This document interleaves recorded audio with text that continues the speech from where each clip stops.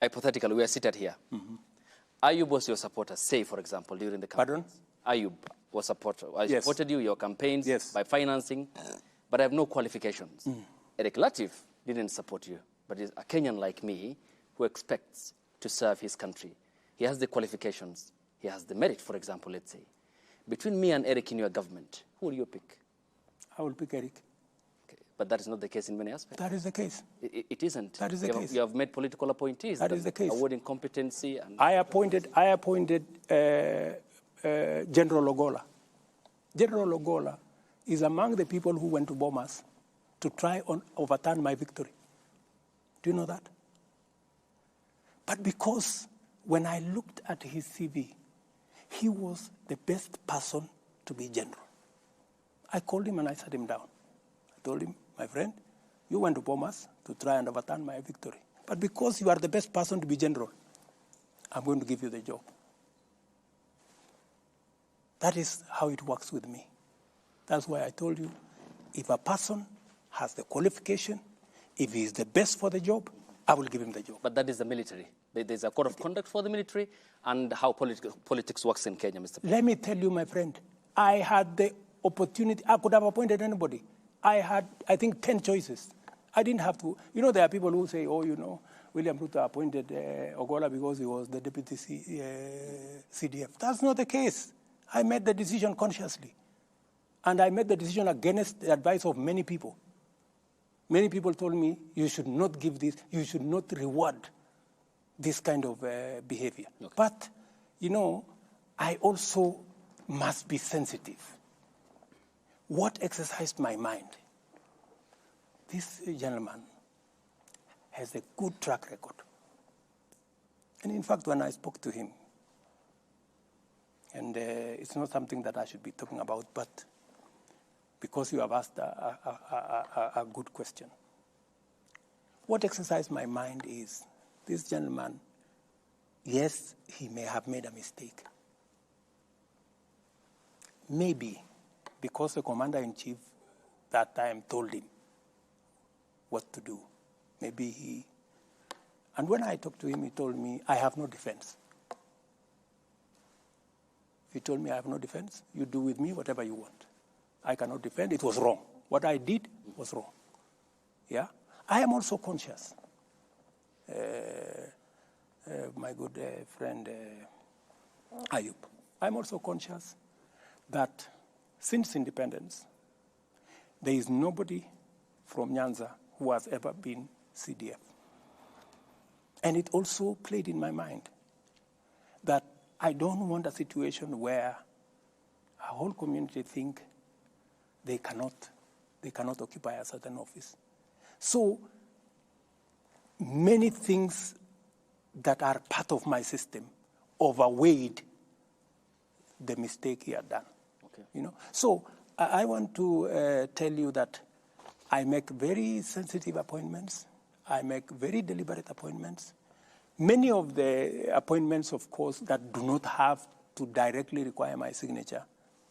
Many of these managing directors, I don't know who, they are interviews all over the place. Okay. You know, so, and when a panel decides, for example, I was brought a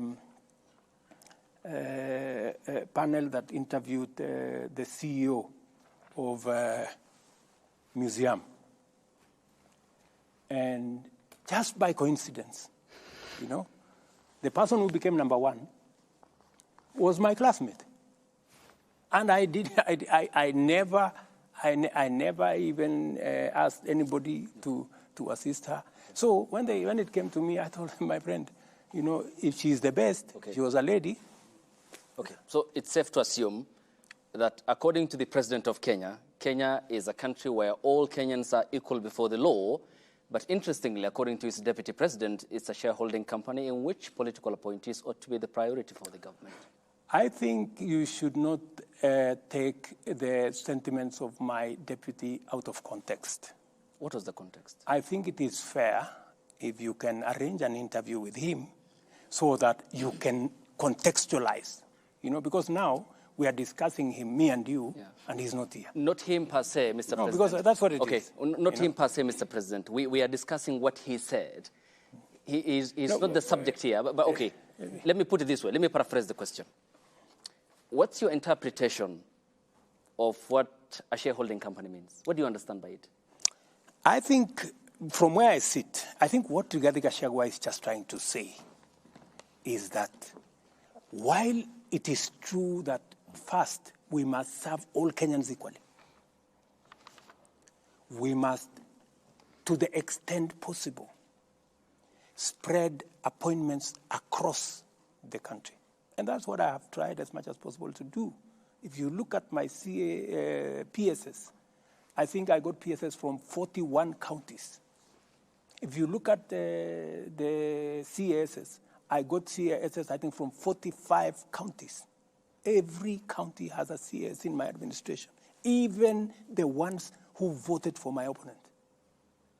I put them.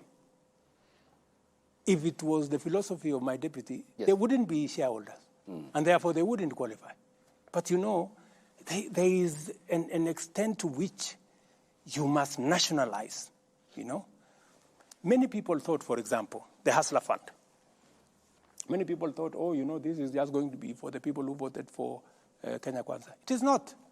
Look at the distribution of the Hustler Fund.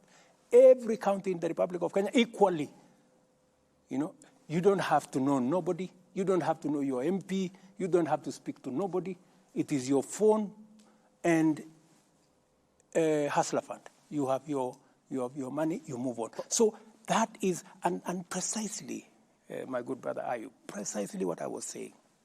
Instead of arguing about 20 appointments, 15, I don't know, this community, that community, why don't we bake a bigger cake?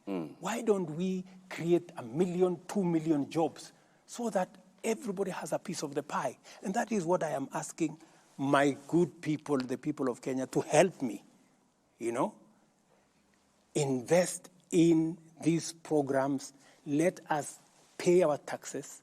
Let us contribute to the housing fund. Let us, those of us who have a job, let us not hold those who are without a job in contempt. They have not committed any crime. They are not lesser human beings. It is just that they don't have the opportunity me and you have. Let us do something.